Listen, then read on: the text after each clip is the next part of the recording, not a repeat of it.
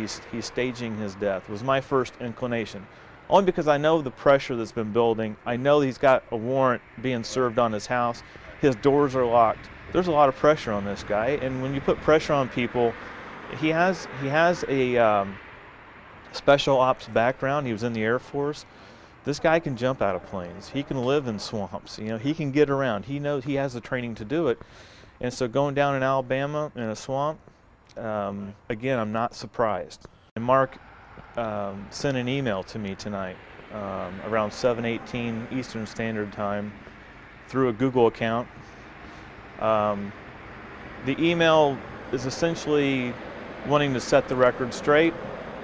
And at the end of the email, he says, by the time you read this, I will have taken my own life. The email gives his description of what happened in that plane, why he bailed out. It describes why the business dealings went south the way they did and why the warrant was issued.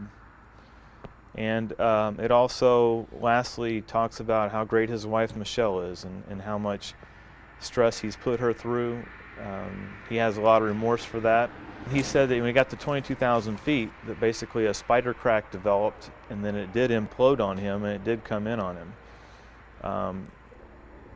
He contends that a piece of the shrapnel from that the plane did depressurize. A piece of shrapnel hit him in the back. That he started bleeding a lot. He had a lot of blood on his clothes, he said, and that at that point the only thing he knew how to do through his training was to get out of the plane. I hope he'll just turn himself in and set the record straight himself. I don't want to be the guy that has to clean up his record, but let's just hope they find him.